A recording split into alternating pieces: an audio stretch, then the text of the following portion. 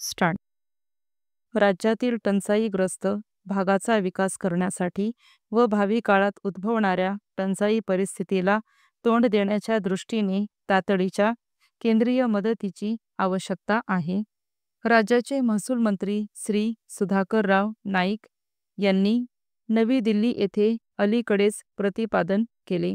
परिच्छेद महसूल मंत्र्यांच्या परिषदेसमोर बोलत असताना श्री नाईक पुढे म्हणाले की उद्योगविरहित जिल्ह्यांच्या बाबतीतील धोरणात्मक निकष बदलल्यास दुष्काळी भागात उद्योग प्रोत्साहित होऊन ते वाढीस लागतील व तेथील कृषी क्षमतेतील कमतरता काही अर्थाने भरून निघेल. यामुळे काही कालावधीनंतर या भागात टंचाई निवारण्यासाठीच्या मदतीची तितकीशी आवश्यकता भासणार नाही. परिच्छेद महाराष्ट्रातील टंचाई परिस्थिती टंचाई निवारण्याचा एक विशेष प्रश्न म्हणून पाहावा लागेल. ते पुढे म्हणाले की गेल्या 5 वर्षांपासून महाराष्ट्रातील टंचाई परिस्थिती तीव्र स्वरूप धारण करीत आहे. विशेषतः पिण्याच्या पाण्याचा प्रश्न हा दिवसेंदिवस गंभीर होत चालला आहे.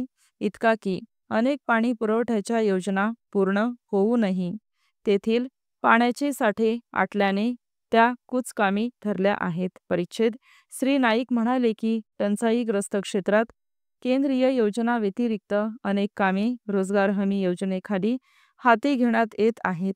केंद्र शासनाचे मार्गदर्शन लक्षात घेऊन टंचाई निवारण्याचे कार्य राज्यात केले जाते असे सांगून श्री नाईक म्हणाले की राज्य शासनाच्या केंद्रीय मदतीच्या मागणीपासून प्रत्यक्ष केंद्र शासनाने मदत मंजूर करीपर्यंतच्या कालावधीसाठी एक समयबद्धता जर निर्माण करता आली तर राज्य शासनाला संयुक्तिक असे होईल.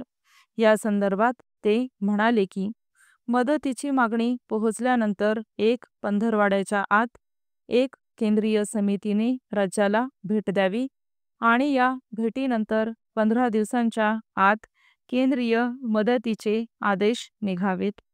पुरेसा विस्तृत व समन्वित असा मदत मिळण्याबाबतचा अहवाल सादर करूनही केंद्रीय मदतीची कमाल मर्यादा पदरात पाडून घेण्यासाठी 3 महिने लागले. हा अलीकडचा राज्य शासनाचा अनुभव लक्षात घेऊन त्यांनी ही सूचना केली. परिच्छेद टंचाई निवारण्याच्या बाबतीतील केंद्रीय मदतीच्या निकषासंदर्भात बोलताना श्री नाईक म्हणाले की टंचाईच्या प्रश्नाच्या संदर्भात दिल्या जाणाऱ्या केंद्रीय मदतीच्या स्वरूपाबाबत केंद्राकडून माहिती देण्यात आल्याची राज्य शासनाला माहिती नाही.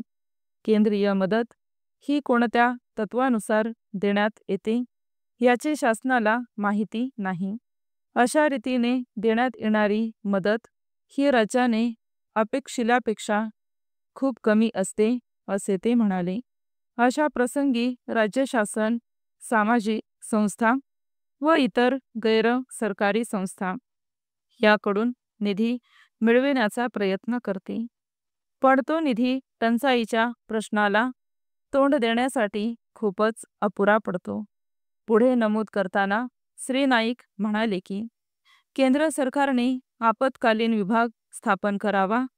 या विभागाची सूत्रे पंतप्रधानांकडे सोपवावीत व त्वरित निर्णयाची अंमलबजावणी करावी याकडे लक्ष द्यावे. स्टॉप.